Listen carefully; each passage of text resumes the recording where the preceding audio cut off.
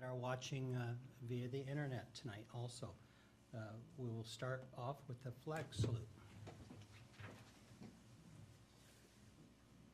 I pledge allegiance to the flag of the United States of America and to the republic for which it stands, one nation, under God, indivisible, with liberty and justice for all. Have we got any need for translation tonight?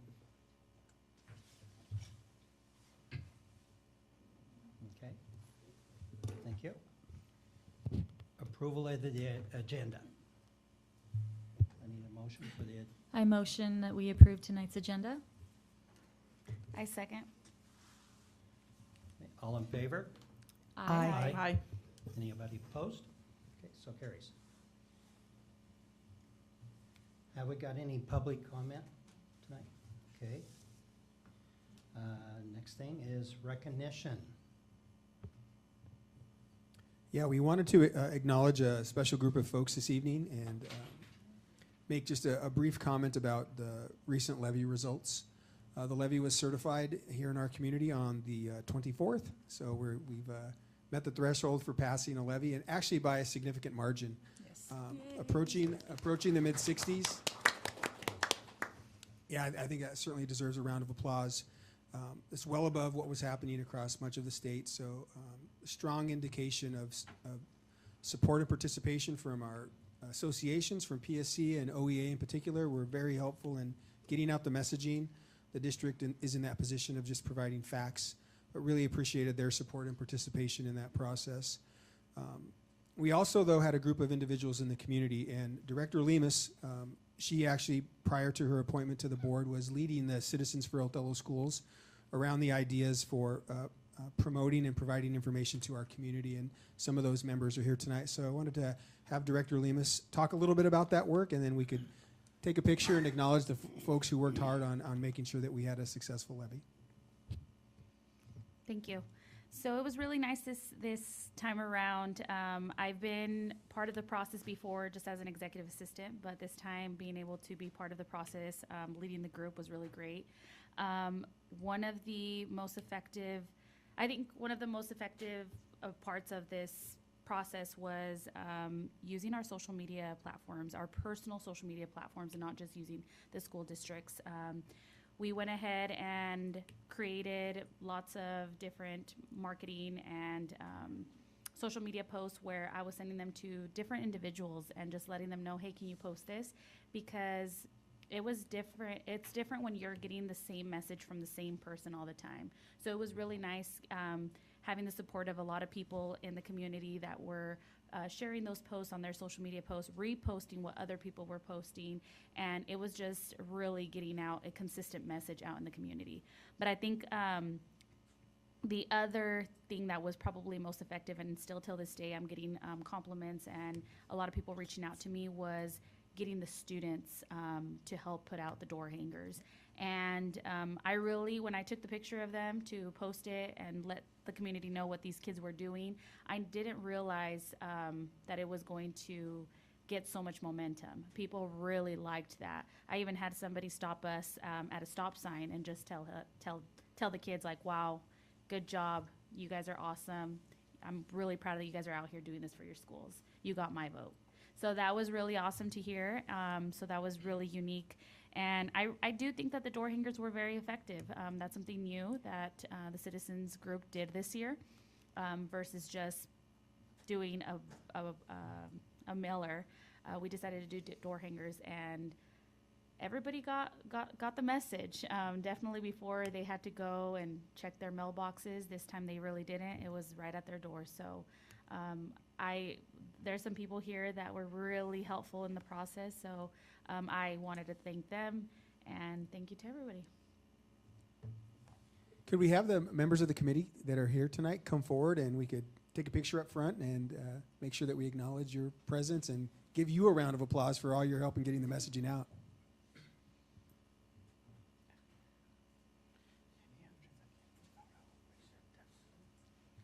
I guess I should say I should recognize them by name. So we have Kelly Camp here, we have Rose Von Brott, we have Angela Roger Martinez, and The other people who are not here, but were really helpful were also Sunny Garza, Stacy Garza, Gina Bullis, and various other people. So thank you.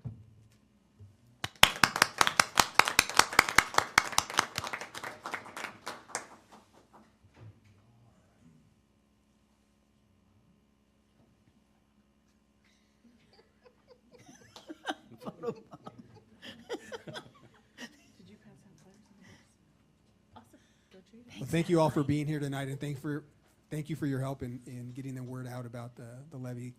Before we move on, and I do also want to acknowledge a couple other folks within the system. Certainly want to acknowledge Amy Suarez for her help in communicating with Levy and Bond Council, thinking about the processes and making sure all the I's were dotted and T's were crossed as we prepared the ballot to go out. I want to thank Gina Bullis for her partnership and leadership around getting the committee organized and making sure, again, that Amy and I had the support we needed as our first opportunity to run a levy in these positions. And also wanted to thank Ed for his work in coordinating the district messaging, but also partnering with Citizens for Othello Schools Group, and he did an excellent job of coordinating that work between what feels like two entities with the same goal. So lots of kudos to go around, and a big thank you to the community for investing in our kids. It's the right thing to do. Thank you. We're good for another 3 years. Board member discussion. Legislative report. This weekend, I got to attend the WASBO Legislative Conference in Olympia, and they, right now, they have a big push on two particular items, and that's fully funding special education and transportation right now. Good. Last Friday was the fiscal cutoff for the bills, and there was quite a few of them that dropped off from that list of 120 that were dealing with schools. But these two are still continuing to progress through. They certainly do not look like the same bills when they started. They've went through the cutting and hacking and adding to them, and they significantly look different right now, but they still will serve the same purpose on them. So there's a big push right now to try to work on those. Another one was feeding all the kids all the time, no cost. That is still being worked through. That's about all I have on the legislative report right now. Next one on the list is very regrettable. Really don't want to see it, but I'll let you do it, Jen. Oh, sure. Yeah. So. I am going to be having a big career change soon, and that will cause a conflict of interest with me still being on the board. And so this, at the end of this meeting, will be my last board meeting. You will be truly missed, Jen. You've made a big impact on this board. I really appreciate it. Like I said, you will be missed. Thank you. Is it okay if we say some things? Yes. I just wanted to thank you, Jen, for being my mentor when I joined the board. I hadn't seen a woman on the school board with as much gumption as you before, and I feel like you really were a trailblazer in so many ways for the rest of us to feel like we could have a voice on the board. And I know you weren't the first woman, but you might have been the loudest. And and it just have really been a great mentor to me personally and a friend. And I appreciate all the things that you've taught me, and you'll be deeply missed. And it's very regrettable that we're losing you. I know it's all for the right things in your life, and hopefully the kids in this district will be able to glean all of your guidance for many years to come, but I'm sad to be losing it. So, but congratulations to you on your future endeavors, and I just want to say thank you from the bottom of my heart for being my friend and for being my mentor and for really coaching me through this process. So Jen, I think before I even thought of anything like the board, I would always run down and ask you questions. And you were in depth at everything we looked at. We looked at budgets, any kind of question, you were always there.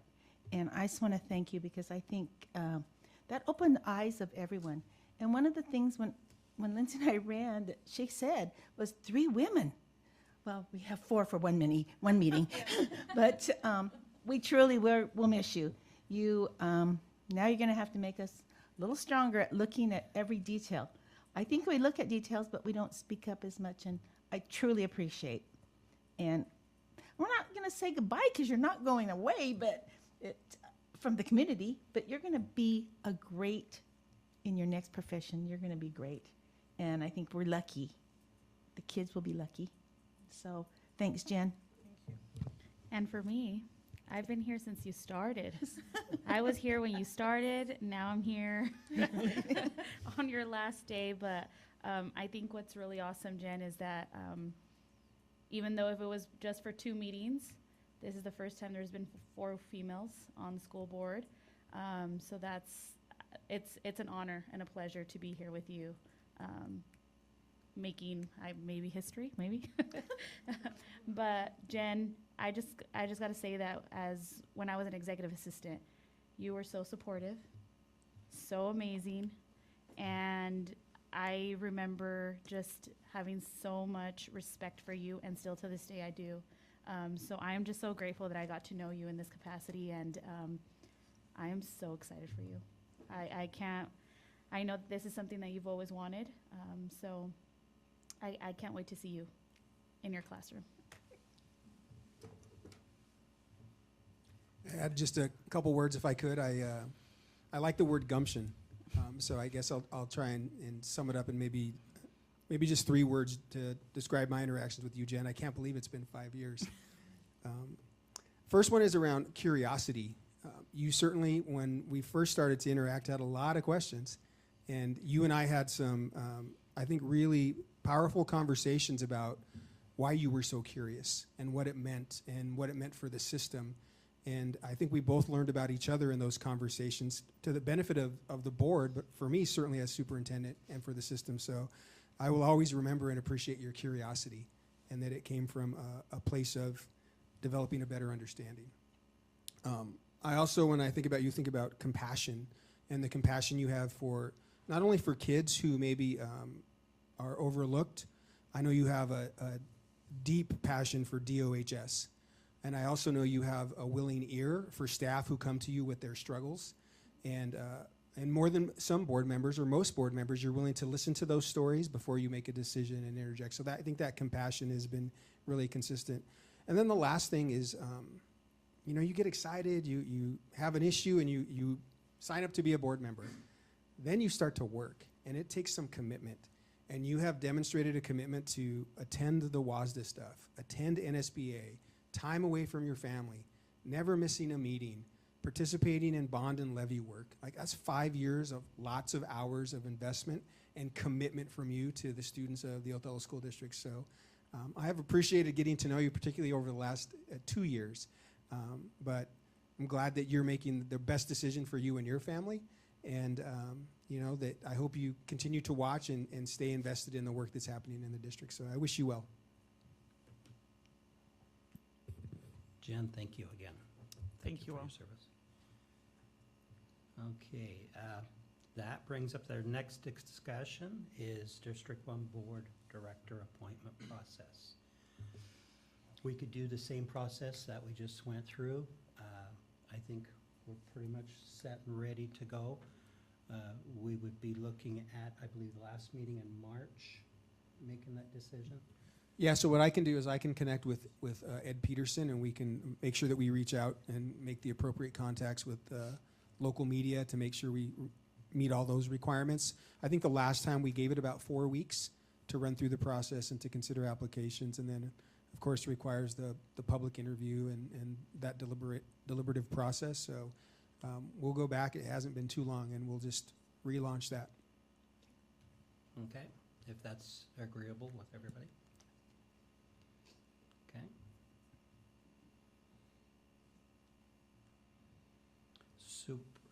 Student representative reports.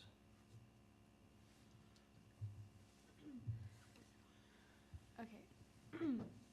So, it's really sad to follow this up, but I wanted to do like a little follow-up on the cleanliness of the campus that I was talking about on the last meeting. Well, not last meeting. And I just wanted to say that the solution that Ms. Atchison has brought forward to the students has really, it's helped quite a bit. I was walking the parking lot today after practice, and I saw, and it was really clean. And I was really pleasantly surprised by it. I was really happy. It was just something that I noticed, and you know, it's noticeable. So it was really good. I just want to say that was a really good idea, and good job, students. Oh, so I was talking to Mr. Tovar about doing the whole Cookies for Convo at the DOHS, and he gave me, if at in like possibly we can do this week. He said Wednesday or Thursday if anybody's available, but if that's too short notice, what's everybody's like availability for next week to see if we can set something up?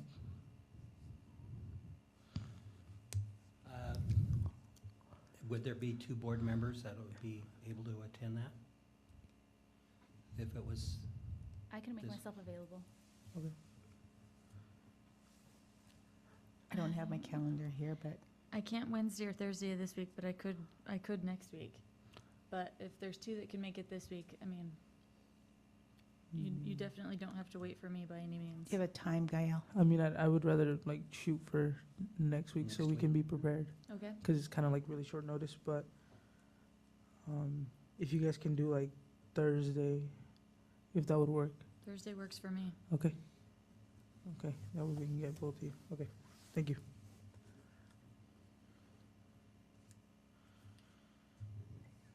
Yeah. Do you know a time? Uh, Gail? I don't. Do they have the same lunch as us? If they have the same lunch as us, it would be from 11:07 to 11. I think they No, only it's have it's one only lunch, and it would have to be at the same time as one of your Yeah. lunches because the schedule has to match. So it would be from 11 to 12, I believe, if like to debrief after 11 Perfect. to 12. Okay. Okay. I'll plan on being there at 10:30. do Okay. you see any possible conflicts in the district calendar with that date? No, we'll confirm the time and get board members that time, and yeah, we'll put out well, I guess it's only going to be 2 of you, so no need for a quorum call, but yeah, we'll get you the information. Okay. Thank you.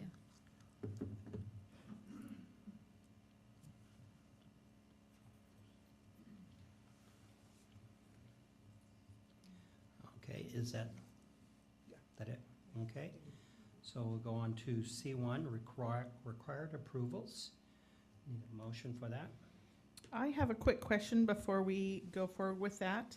Under accounts payable, we're paying the Bureau of Reclamation Pacific $14,400, just for clarification as to what that is.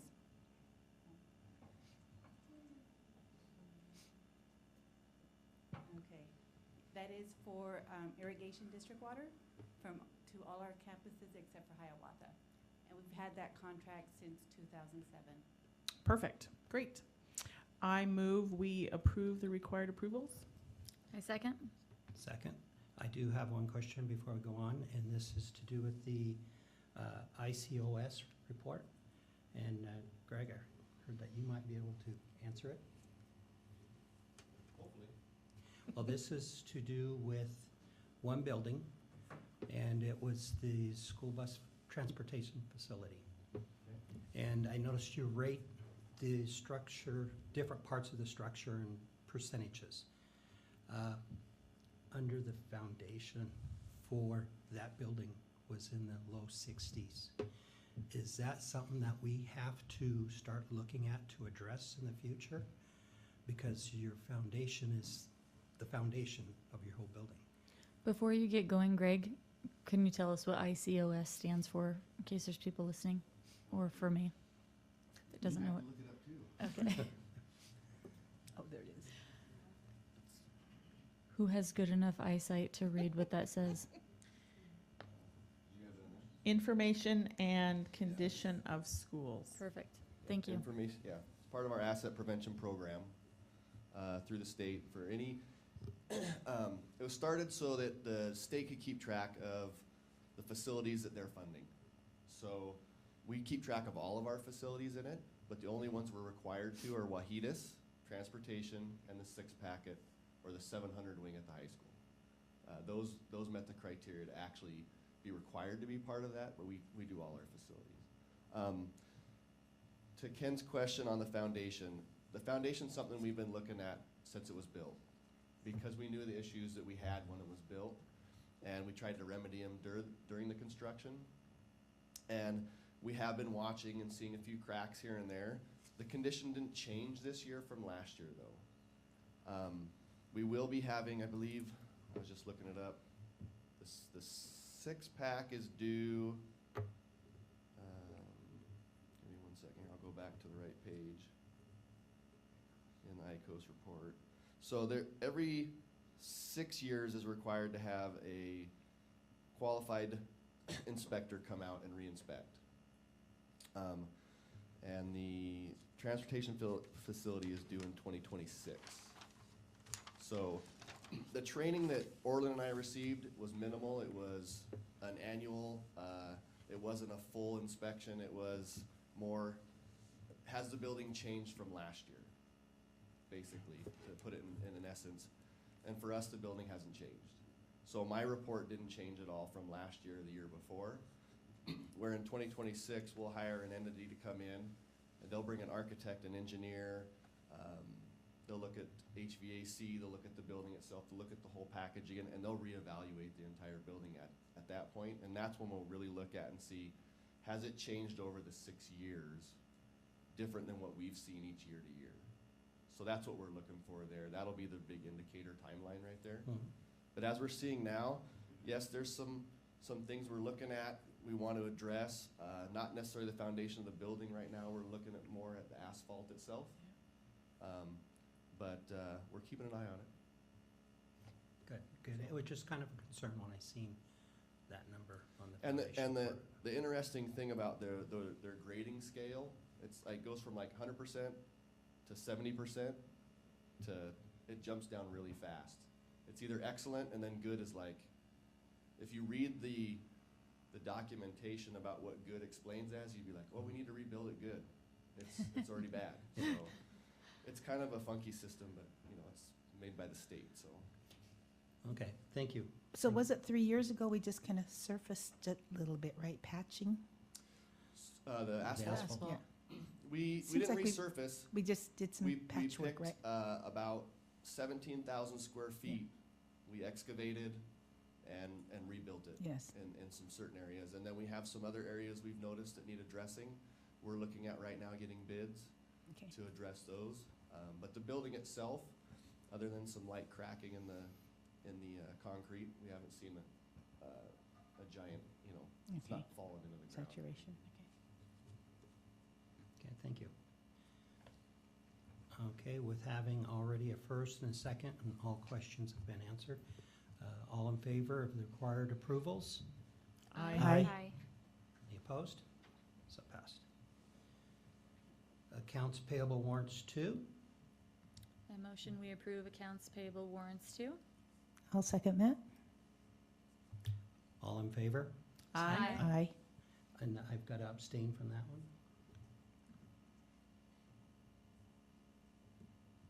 Was there any opposed? Okay, thank you. Superintendent informational items. Just the January financial report. Wanted to make sure we save space for the high school team and their presentation this evening. Okay, and with that, the next thing on the agenda is the high school presentation.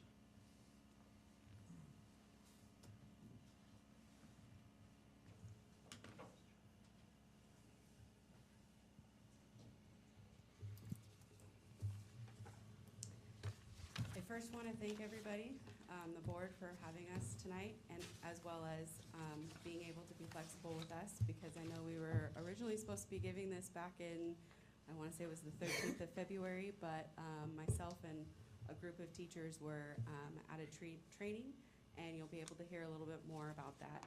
I brought my admin team as well as some teachers, and then there's a couple students as well that will also talk tonight. We're on the wrong slide.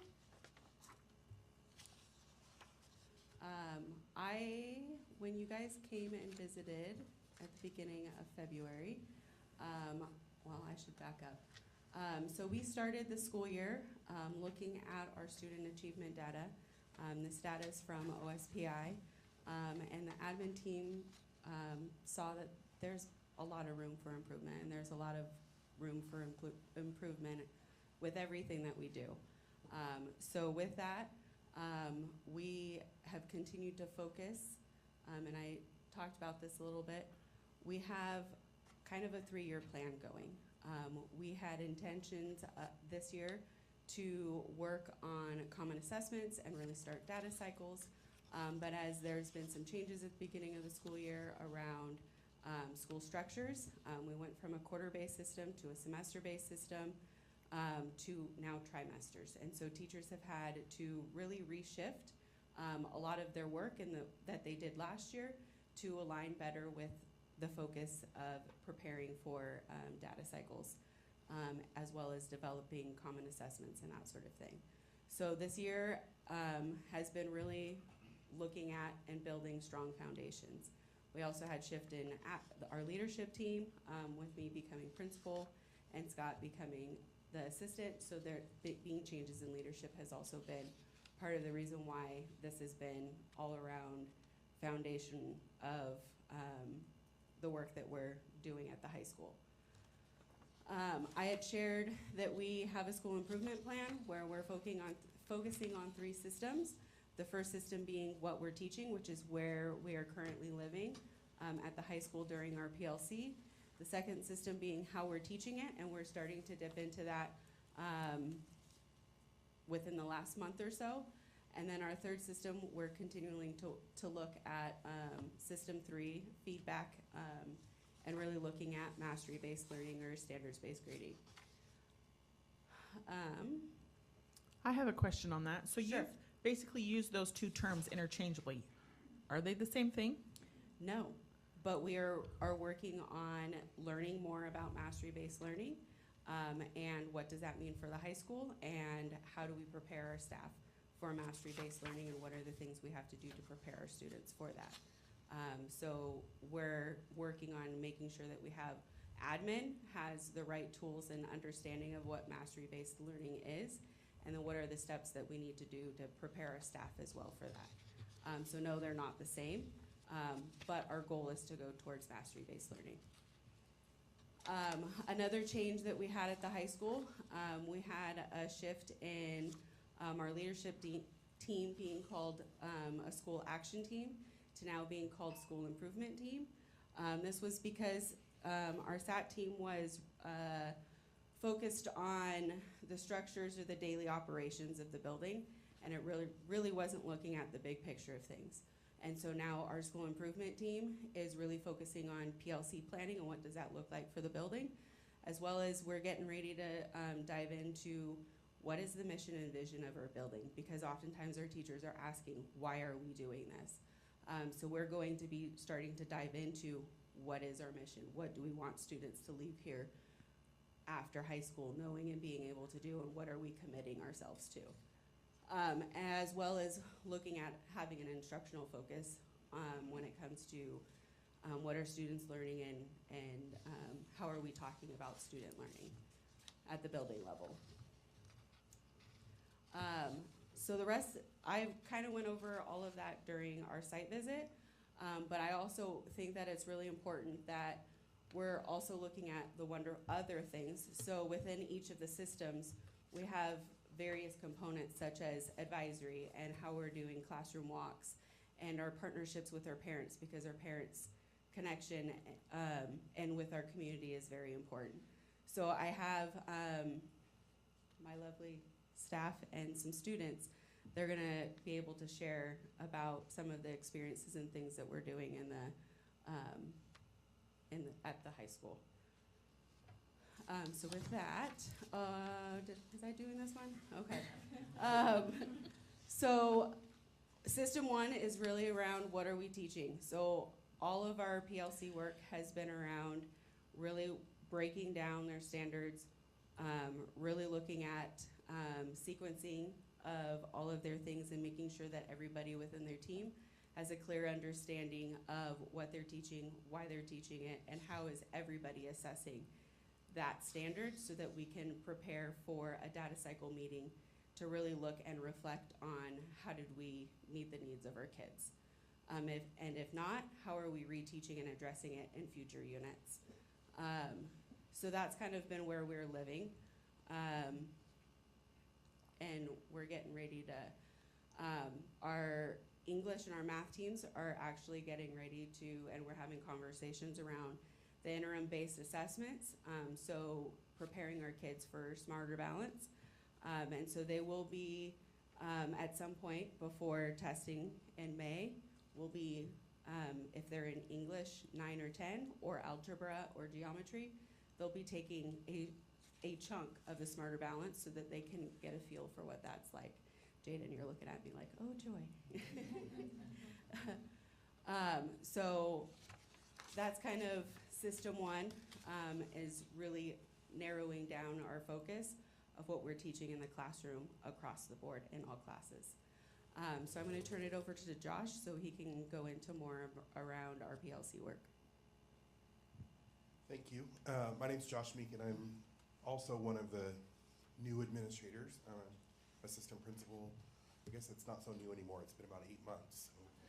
So, for this part, we wanted to really highlight not only is the PLCs one of the district initiatives, but we've specifically been doing. And the best way for me to really put this is that we knew at Othello High School we had to kind of go back to the basics to move forward, and that we needed to do a restart. And that's for a variety of reasons. The district has had PLCs for a number of years, but with staff turnover, staff change, priorities, COVID, you throw it all in a mix, and we really just needed to kind of get back to reestablishing them as a functional part of our school system. So these slides that you see here, you can't really read them all that well, but one of the first things that we did is led our staff through a process of identifying what belongs during PLC time and what doesn't. And that's a really, people always have plenty to do and to work on. And so us sorting out exactly what its purpose is. And as Kat shared, most of the purpose so far has been on the really defining what we're teaching. We need to become crystal clear about that. Before I turn the microphone over, congratulations to Jen. You don't all know this, but Jen was the first person from Othello that I ever met.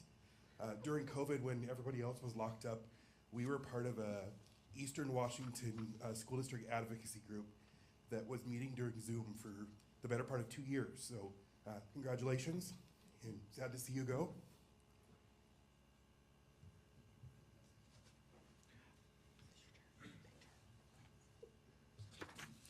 Hi, I'm Colette Simpson. And I'm Paul Firth. We're both avid instructors, and I'm going first, right? We're here to tell you a little bit about the AVID program. I've been working, or I've started here with the AVID program back in 2010, and Pete can probably tell you some good stories about that. So. And I've worked with 2 different cohorts right now. Jaden is one of my students, and so AVID is providing scaffolding for a group of students that work through the high school in cohorts. So, and these students are chosen through a fairly rigorous process to be students who show potential, but are lacking support in some form or other. Typically, their parents have never been to college, and so we work with them very intensely to help them get through to that college and career readiness point in their life before they graduate.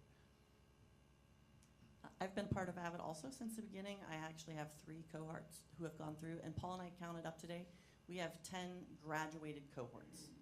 And the great thing about that is that that means that we have 10 graduated cohorts of students whose lives have probably been made a little bit easier and a little bit better because of the support they received in AVID. Many of those students may not have made it all the way through college without the support, without the things they've learned in AVID. A lot of them probably would have gotten there, but AVID helped clear the way, clear some of those hurdles for them. And so many of them have graduated from college. They've gone on to get their masters. Many of them have come back into our communities and started careers here. This year we actually have 3 of my former AVID students who are student teaching in our district. And that literally gives me chills. To see them, come back and bring their gifts back to their own community is pretty amazing. So we currently have 2 AVID elective classes per grade level, and those are called cohorts. And we pick them, as Paul said, as 8th graders. We go through, we have them apply. We really dig down to see who needs this, but also who's going to be willing to put in the work, because that is part of the program also, is that they have to put in the work. And so now we'd like to invite Jaden to tell a little bit about what we do in our classes that promote community involvement, school and community involvement. Okay. So, I really love AVID, okay? Like, I really, really, really love AVID. I've been a part of it since 7th grade, and it really has helped me through my learning. A part of it is TRFs, which a lot of people don't like, but those are tutorial request forms, and it's like you bring forth a question that you don't understand, and there's like a group of people in your little group, and they help you work through the problem. They give you questions to answer, so it's a way as a group to help you yourself figure out the answer, but with support if you need it. And man, I wouldn't be here, sitting right here, if it wasn't for Paul Firth right there. He was the one that brought it up to me. He gave me the paper, the application, and he said, I think this would be really good for you. And I think, he's really encouraging. He's so funny. Mr. Firth finds a way to support us through everything. He pushes us. AVID is very rigorous. It is very, I don't want to say it's hard, but the payoff is so worth it. It's been so helpful throughout my middle school and high school career so far as a sophomore. But yeah, AVID is amazing. And they give us community service opportunities to just even look better on college applications. So I really love AVID. Okay, so recently we were awarded from AVID our emerging school-wide, which means that it's not just our cohort kids who are getting all these great things. We are teaching our teachers these wicker strategies that are used in AVID so that they can use them.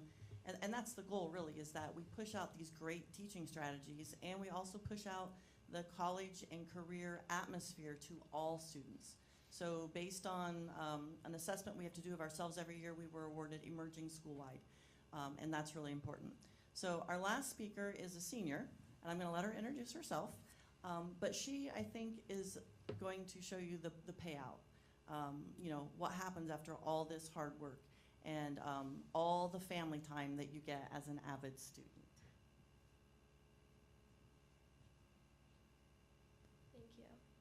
So my name's Alondra Hernandez. I'm a senior at the high school, and I'm part of AVID. So I was fortunately, fortunately I was able to join AVID my junior year. So I hadn't been there since 8th grade, 7th grade, just like all these other people have. But I have been productive just like everyone else. I think that AVID has really showed me a whole bunch of things. It has shown me my passion for community service. I even started like the community service officer for NHS. I've done so many like extracurriculars, like FFA, science club, drill team, you name it, I probably do it, right? And honestly, senior year was like something that I feared. Like everybody's so excited, but I'm scared because like I don't know what's gonna happen. So I was just so scared because I just didn't know I was gonna. Why am I gonna cry? That is so embarrassing. Isn't that like what the heck? Okay, I'm so sorry. This isn't like okay. So I was just so scared, and AVID really helped me push through to get my FAFSA done, scholarships, to apply to colleges. I've been accepted to over 4, over 5, 6, 7, whatever, right? I didn't think I was even gonna get accepted to one, to be honest. But I'm not really here to talk about AVID in like its accomplishments, but rather as AVID like as a whole.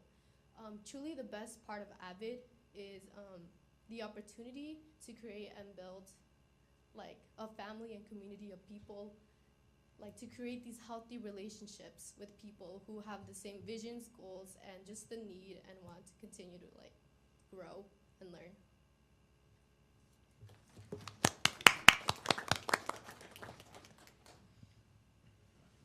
Could I just add a piece about what we just heard and what Principal Atchison shared about the 3 areas she's pursuing and why AVID is such a strong foundation for that work. So she talked about System 1, which is what we're teaching. That is so well developed, and the training that our teachers receive around what's supposed to happen in AVID makes a difference.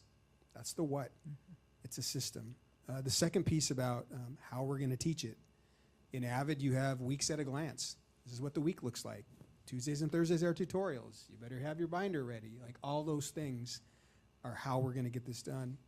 And then the last piece around feedback, I think when they get to their slide around System 3, it is about student agency and student voice. And that's really the foundation of AVID, which is how are you going to advance with your own self-determination? How are you going to decide what your life's going to be because people care about you and help you and challenge you? So I think this idea that we're an emerging school and that as you're looking for systems at Othello High School, there's some ready-made systems there already that can be built on. And so it's exciting work and really cool to hear from the kids. So I get one of my great opportunities each day is I get to work with the AVID system as a whole. And I thought, I got a little nervous when Pete took over because I thought he's going to steal my thunder on this comment. But Pete talks a lot about belonging and what it means to belong in the Othello School District. And I can tell you, we have a lot of examples about what it means to belong. I would challenge you to find one as great as what it means to belong as part of that AVID family. And you just heard from a young lady who really kind of expressed that. I want to also follow up in our system too, how we teach it, to highlight some specific work that we're doing. Colette talked a little bit about, you heard a lot of information about the AVID elective and the students that are in there and the program, but then also the bigger picture of what are we doing to share effective instructional strategies to teach our teachers.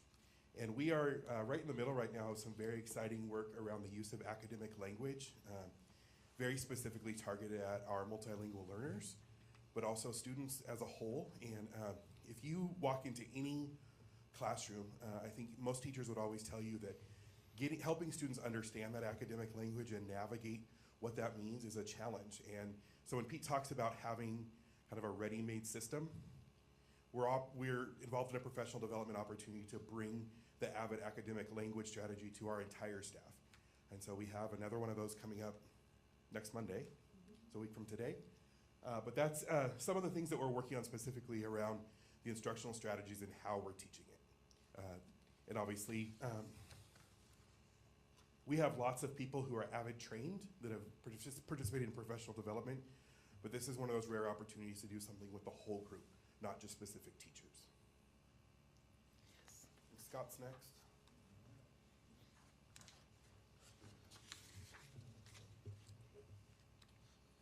All right, hi everybody, my name is Scott Swartz. I'm an assistant principal at Othello High School, and system 3 is feedback.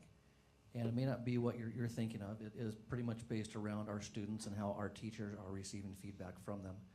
And so we have developed entry tasks and exit tasks. That way our teachers, on a weekly or sometimes even a daily basis, they know what their students have learned or what they need to go back and to try to reteach the next day or later in that week. We're also developing common language and understanding around mastery learning, and I'll be talking about that here in just a moment. We also have several of our teachers that have been working with the mastery-based learning or the standards-based grading program as well, and we're going to be building upon that over the next couple of years.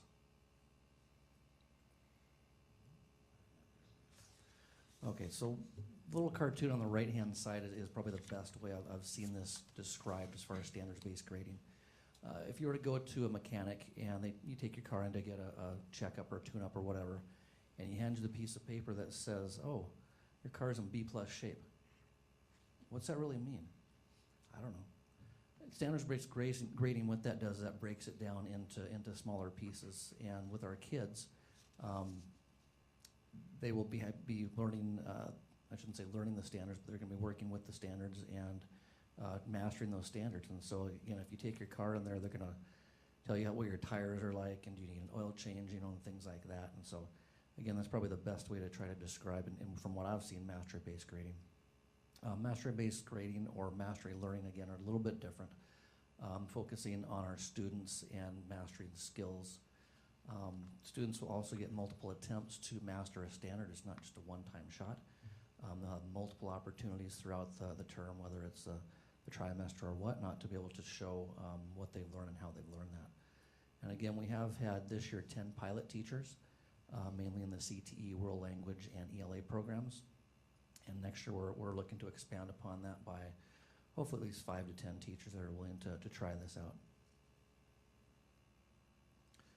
One of the other things we've been doing to gather some information from our teachers and what students are also doing in the classroom are classroom walkthroughs. We've developed a schedule rotation to where we go in and weekly we have either ELA department or math department or whatever the departments are that we've been assigned, and we'll go through and we'll spend 15 minutes or so in classes and seeing what teachers are doing and giving them some feedback, and also seeing what our students are doing as well. When we changed and became principal, we changed our focus a little bit to learning objectives and making sure that our students understanding what they're doing in the class and also what they should be knowing by the end of the class. One thing we started up here recently again is called peer observations. Mandy Perez, our instructional coach, she helps lead this program, and what she does, she'll take, say, the math department and divide up half of them in the morning, and they'll go through and they'll watch teachers teach. And it's pretty much for them to be able to try to come up with or find some different ideas for them to be able to help themselves and also help their students within the classroom.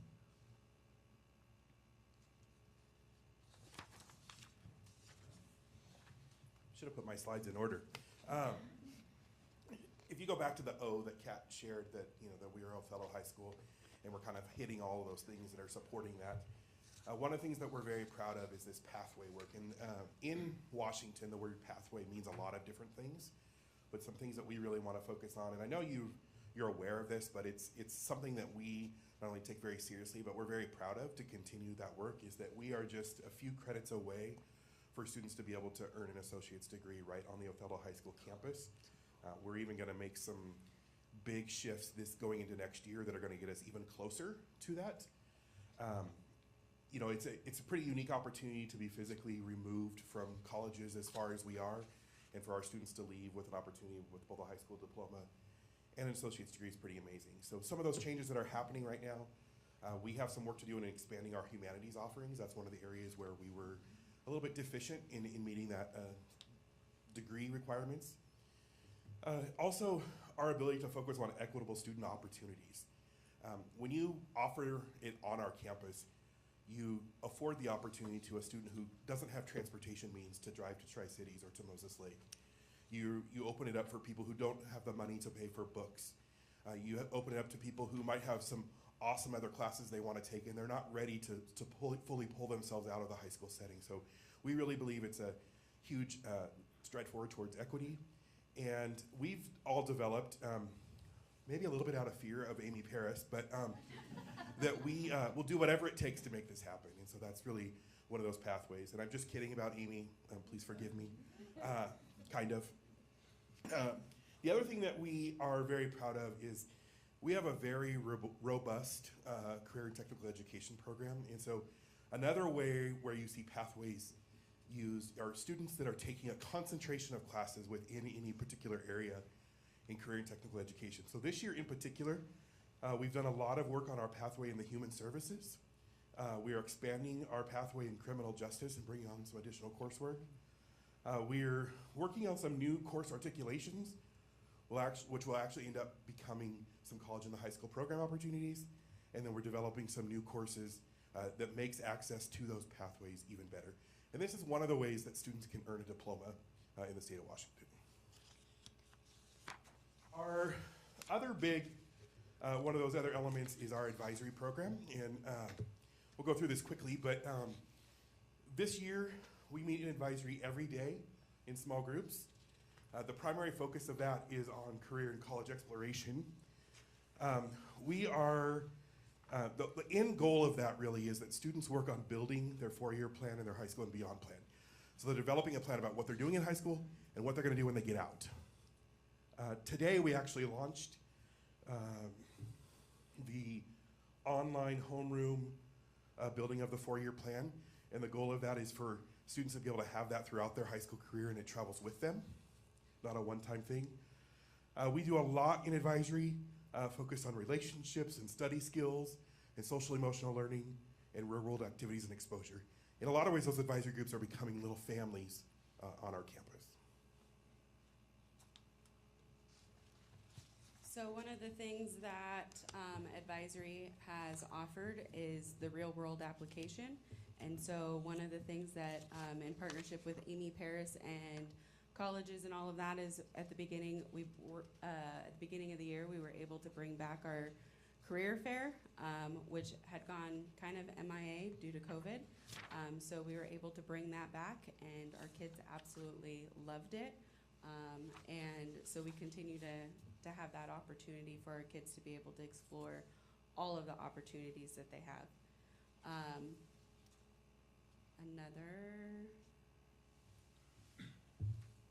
So that was, yeah. And then Brees is gonna talk about some other Husky related things.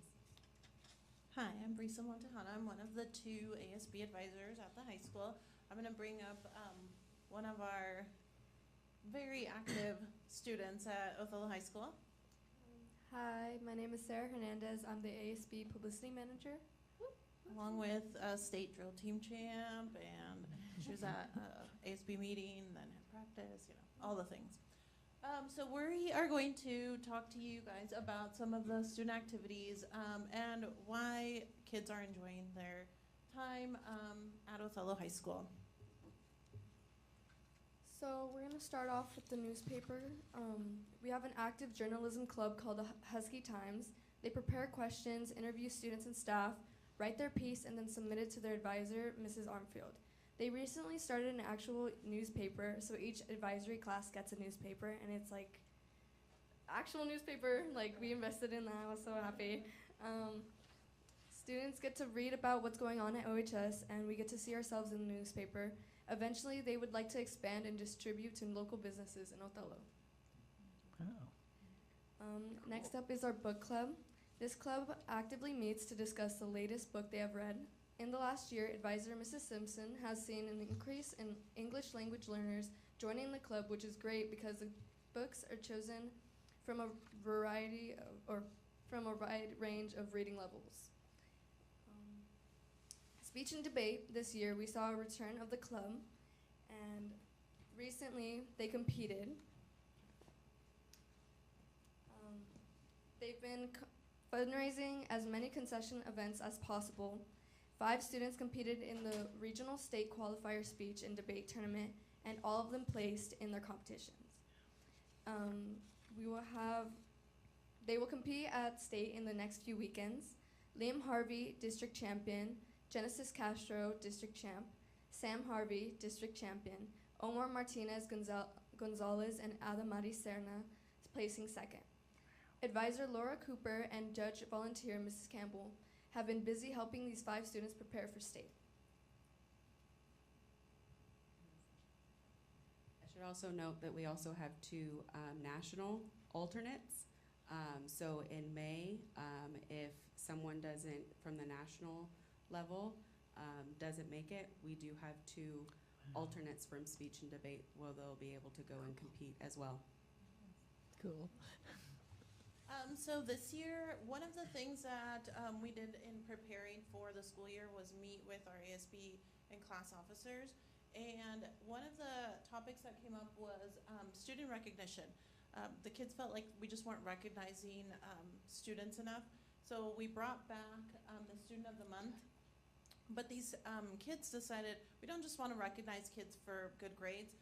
So they started kind of brainstorming, and they came up with, we want to recognize students for maybe some things that you don't see every day.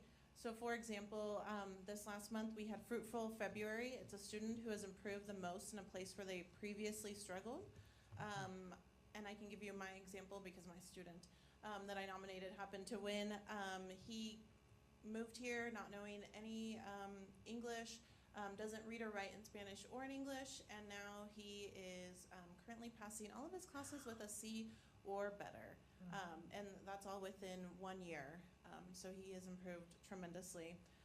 Another example is Organized October, and just recognizing students who are organized and have a system that works for them. So students really like the recognition, and students are happy when we take their pictures every month. They're happy to hold up their certificates. We also have MECLA. MECLA stands for Motivando Educación y Cultura Latinoamericana. So there's members, and then Paul says there's about 15 to 20 active members. You'll see these kids running around the school for different fundraisers and events that they're planning. One of the exciting events that they have that will be coming up is bringing back some sort of Cinco de Mayo, just recognizing what that is and sharing a little bit about the culture. We've seen an increase in diverse student participation. So our sports clubs and activities, you are seeing kids that have never turned out for a sport before or a club. For example, FPLA didn't have as many students as they have this year. There's somewhere over 60 members, and 17 of those 60 qualified to compete at state. Not only that, but we've been highly successful in the athletic seasons in fall and winter. Our football team was undefeated in the league and first in our district. They competed at a state level and ended with a record of 9-2. There are multiple football players continuing their career in college.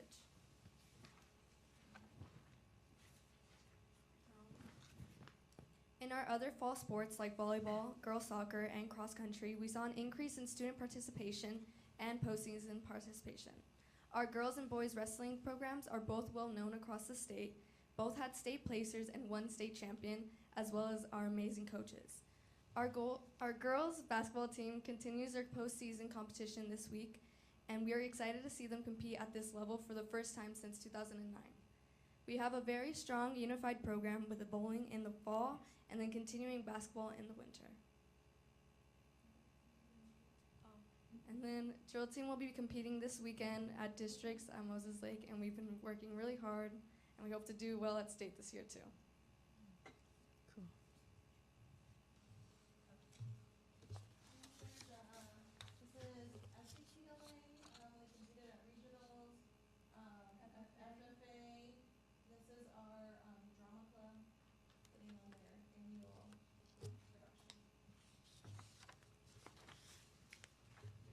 So a couple other opportunities where students have had voice is our Cookies and Convos, which was driven by Gael. I had listened to one of the board meetings, and he had talked about going to a WASDA conference, and then it made me just reach out to him and be like, hey, what more did you learn? And we struck up a conversation, and he's like, I had this great idea, and I said, let's do it. So we did do that, and we had Sharon and Ken with us, and it was a really good turnout. And so I hope Jaden continues that after Gael graduates this year, because it was very beneficial for admin and the student reps to hear that. The other piece is Jaden highlighted and gave me credit, but I actually can't take the credit because it was, again, another student-driven piece where students were saying our campus looks disgusting and we need to do something about it.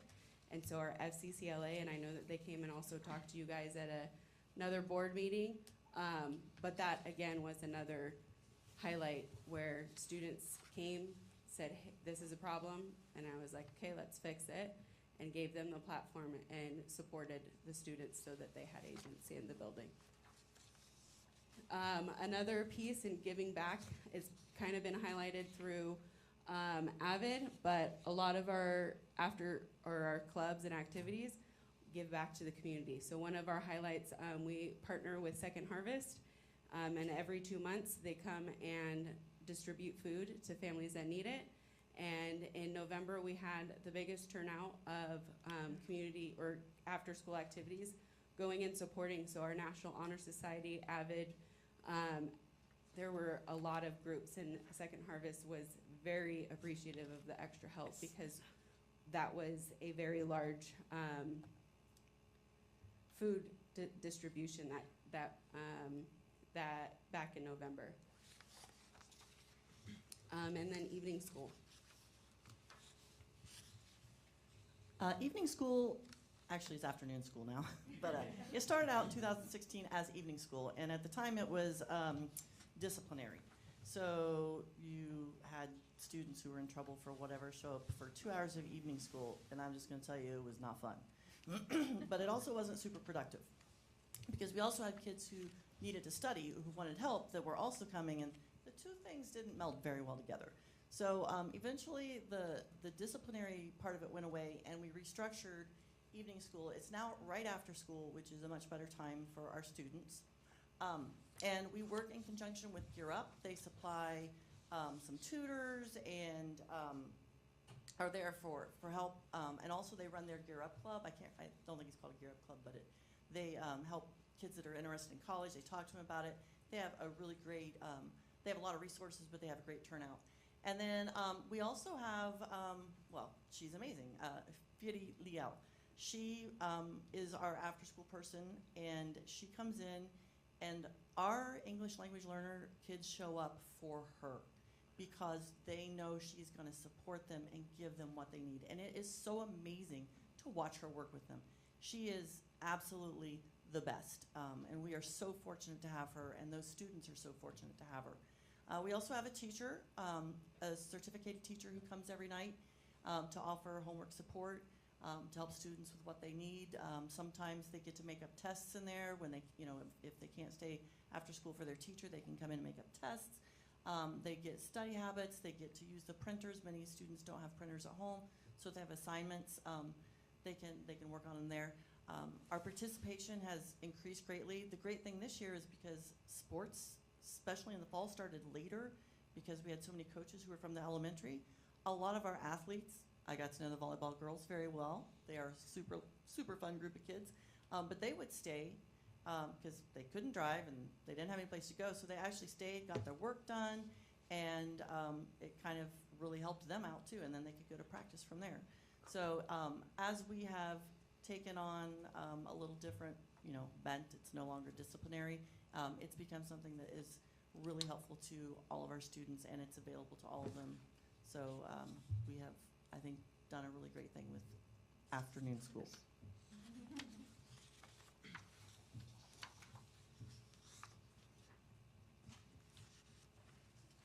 Hi, my name is Bambi Pascasio. I'm an assistant principal at Othello High School. My primary focus this year has been with the culture, students, parents, community, the discipline and safety of our families. So one of the things that we're working on pretty intently right now is our discipline committee. Due to teacher requests, we're meeting every other week. Some of the things that we're working on is building systems that work for consistency and safety. One of the things that we heard at the beginning of the year from our teachers is they wanted support with discipline, and we needed to change the culture of the students so that they were more actively participating in going to class and following the rules and expectations without being a disruption. So thankful to to Josh. He set it up so that Scott and I both receive emails whenever a referral is made for a student. And we've worked really closely with our teachers to ensure that they're reaching out and connecting with our families if they notice an issue or change of behavior in our classroom. I have been fortunate to have teachers reach out to me, and we set up parent communication. I have the parents come in and we do a conference. We have identified areas where basic needs weren't being met. Students were really struggling. We've been able to provide a lot of support, and we couldn't do that without the partnership with our teachers. One of the other areas that we focused on a lot since COVID is attendance. I don't know if you noticed, but some of the kids think that it's suggestive to go to school every day, to every class on time. And so we worked really hard. We started doing tardy sweeps, and oftentimes you'd hear from the kids, "You'll never see me here again," because there was a consequence for it. They had to go and get that tardy slip, and their parents were notified. And so the teachers started working really closely to contact parents within a certain range of tardies or attendance to express concerns. Oftentimes our parents would say, "Oh, my teacher, my son told me that you just forgot to mark him absent." And so those conversations are vital to letting the parents know that there's an issue here, and we would like to partner with you to help your son or daughter be successful. We bring some of those kids that aren't quite fixed with a parent conference to our community engagement boards, which are fantastic. We have so many great partnerships with our community members that come in and talk with the kids and really address some of the needs. We recently have a behavior specialist that's come on board with the school district, and just this last meeting that we had, he was instrumental in getting the kids to open up and really identify some of the areas they're struggling with so that we can help them remove those barriers so they can be successful. So we're cleaning up some of the processes for addressing student behavior, connecting with our parents. It's helping our students because it's increasing accountability. It's putting the accountability back on our students. It's giving them clarity of what the expectations are, helping them to understand the impact of their choices, not only on themselves, but on their peers, their teachers, and their community. One of the things we recently did with our staff is 12 staff members went to Seattle to a training for restorative justice professional development, and it was amazing. We kind of do a little bit of it, but not quite to the effectiveness of what the training we saw. Our 12 of the members are coming back, are going to start that in their SEL portion of their advisory classes. And the basis there is for them to develop a sense of belonging for all of our students. So through that connection and communicating in that advisory class, similar to what they spoke about with AVID, how they felt like that was a family. And there were people who cared if they were there or not, who believed in them and who wanted to support them. And so as we moved through that process, every one of the members that went to that training wanted to go back for the next 2 days. And so that's a plan for next year for the other 2 administrators to go and take those members back to get that full training. One of the things that it focuses on is a relational approach to conflict instead of a punitive approach. And it also increases their sense of belonging at our school. We do so many other really great things to help our students feel like they belong at our school through the activities and the clubs and the wide variety of things that we offer. We want them to know that a mistake is a mistake. It doesn't define who they are, and it doesn't cripple them from who they can become. One of the great things that we did was a parent night, a parent connection night for gang awareness. Due to some events in the community and conversations with parents, they wanted to know, what can I do to help support my students? How do I identify? I don't know what to look for. And so we brought together some community resources and some school resources to communicate to them some of the things that they could be looking for and how to identify gang-affiliated behaviors.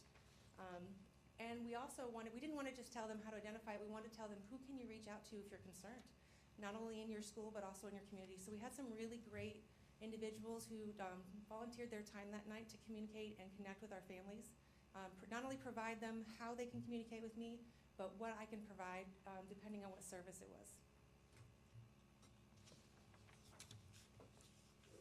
So to wrap up, Othello, the high school has a lot of great opportunities for students so that they all feel like they belong. And it isn't without these amazing teachers as well as classified staff that make it happen for our students. This picture is from our Spirit Week that we had during mini homecoming, where we also recognized a staff member that we had also lost just about a month ago. And so everyone came together and we honored that staff member. But it's not without every single one of those staff members that we're able to do and support our students every day in the classroom. So that's our presentation. Do you guys have questions? I don't think I have a question, but my daughter taught during the first part of the AVID program when it was first starting. I have seen so much that the teachers and everyone working have made this program so exciting for everyone. And it is a wonderful program, and just think what you've all learned over the past 12 years. Opportunities for everyone.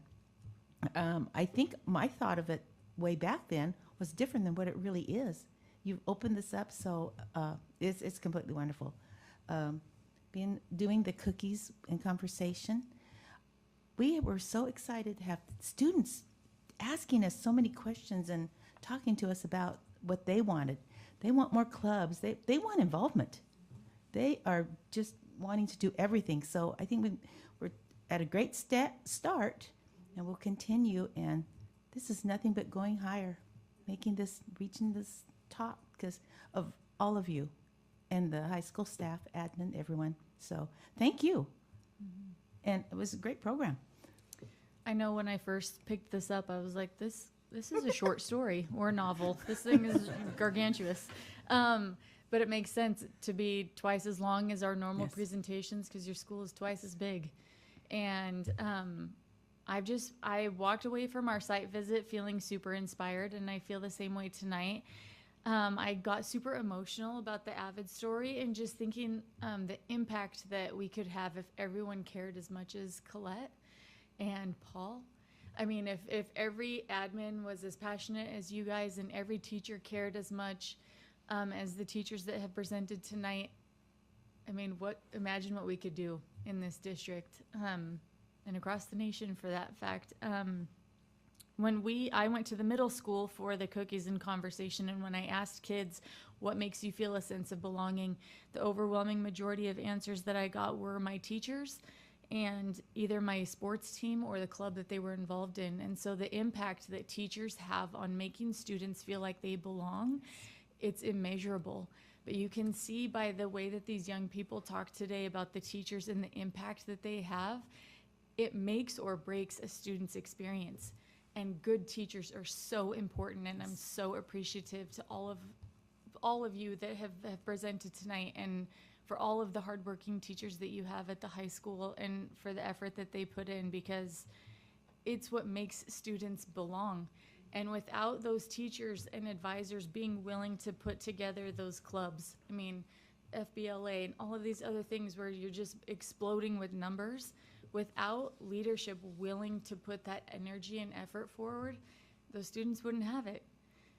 And it's making such a huge difference. So I just thank you, and I'm so inspired, and like, keep going, and thank you. It was so good.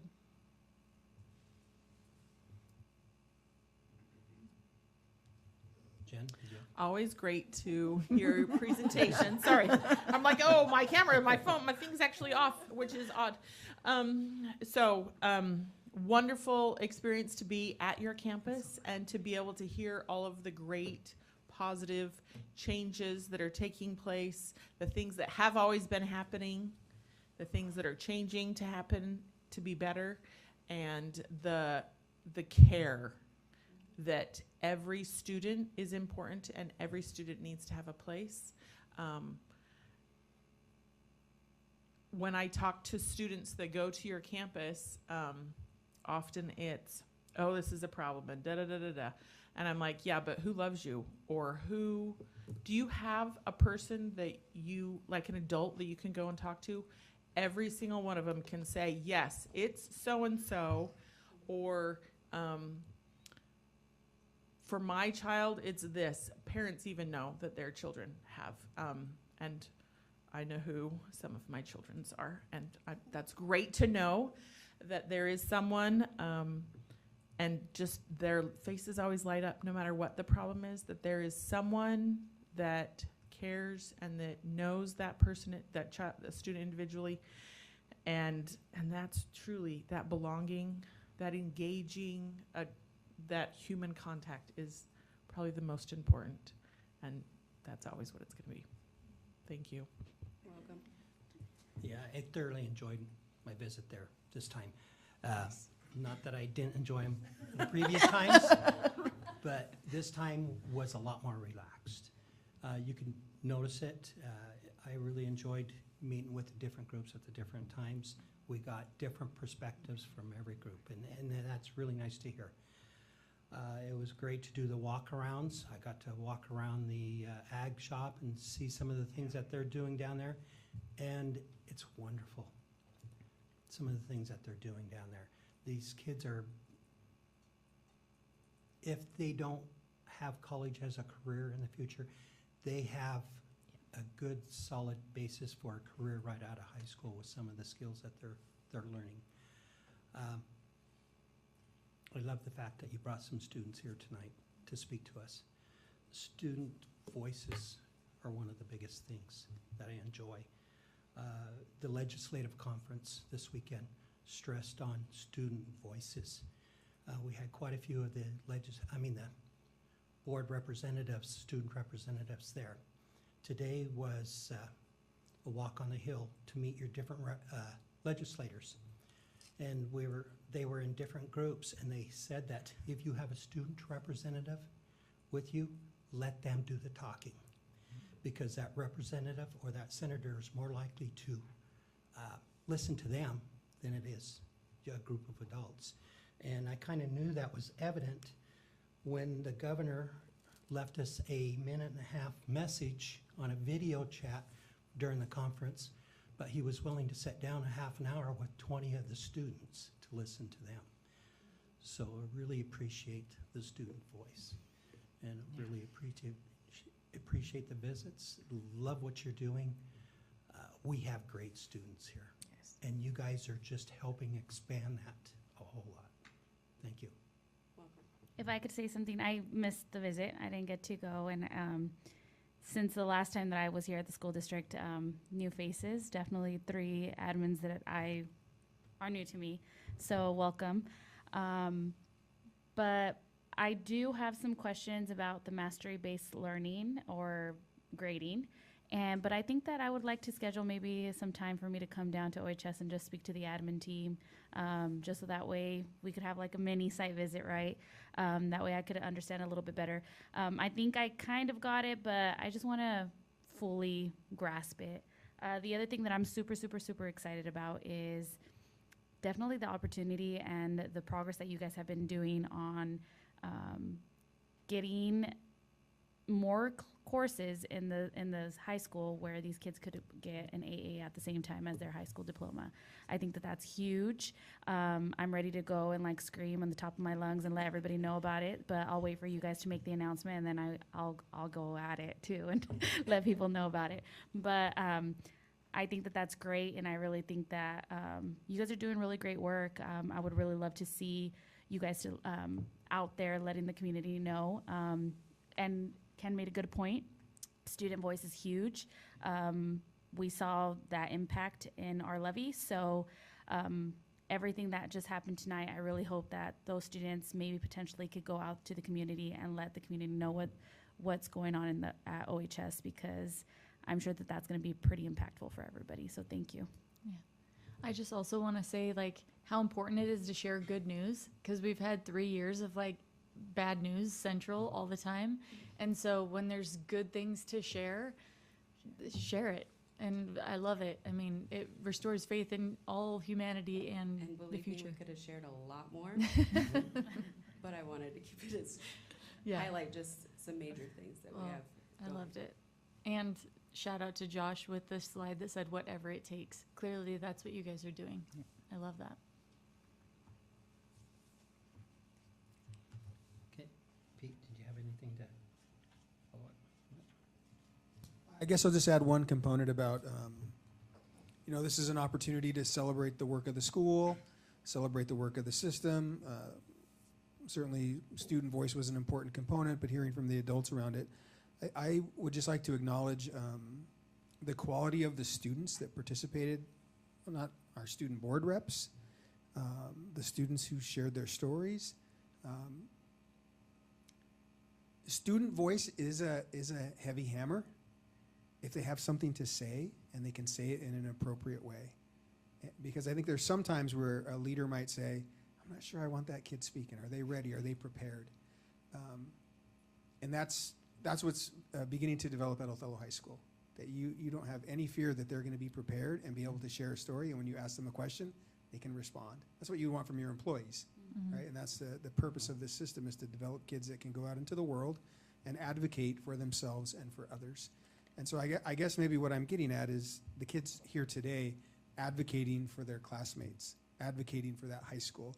Maybe that's the powerful part about student voice for me, that they have something meaningful to say and looking out for themselves and for others. So I really appreciate the students who, you saw the one student who got emotional, not sure why she's emotional, right? She doesn't even, she wasn't able to capture that, but that someone at the high school has spoken into her in just her second year to make her feel like she's so important, that she has a cool story to tell and her voice is worth being heard.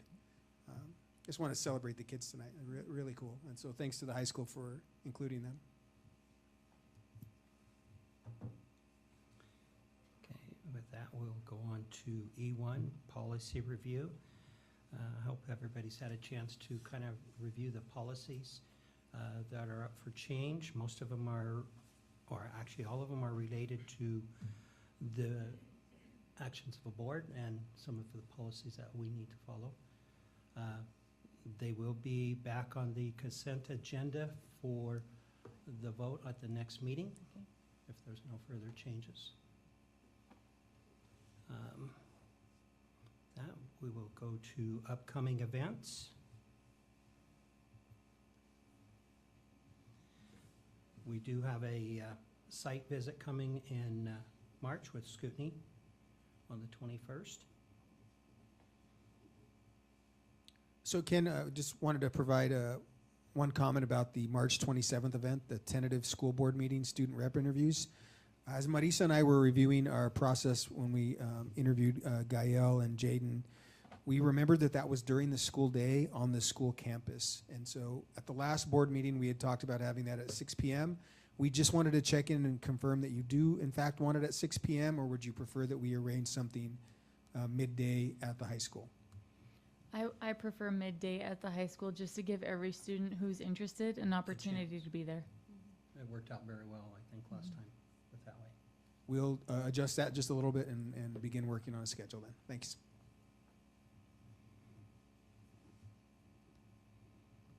Okay, is there any other questions or comments on the upcoming events? Have we started sending out the word about the student reps interviews? No? No, I don't think we have those out yet. But now that we have confirmation of a date, we can get the message out. We might have had some candidates here tonight. Fingers crossed. Time for board self-assessment, the meeting.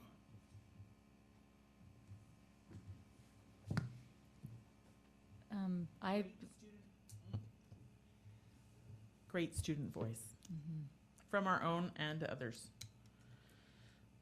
A full boardroom for board members and our student reps. It's Jen's last meeting.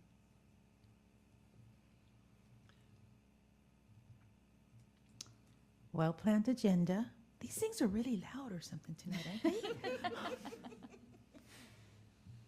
I liked having different members from OHS here. Not that we don't love hearing from the admins, but it's always great to see teacher involvement, student involvement. So yes, love that. And I am going to go out on a limb and say we made history tonight with the majority female board, four female board members. So Yes. 5, including Jaden. Go us. and the one downside is the loss that we're going to have with one of them. Yep.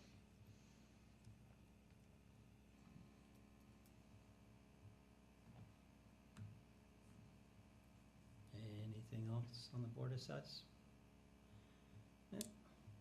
Great presentation from the Yeah. high school. Yes, wonderful. Wonderful presentation. Okay. Okay. With that, we will go to executive session. The board will recess into executive session for 30 minutes to discuss the performance of a public employee, and for approximately 30 minutes.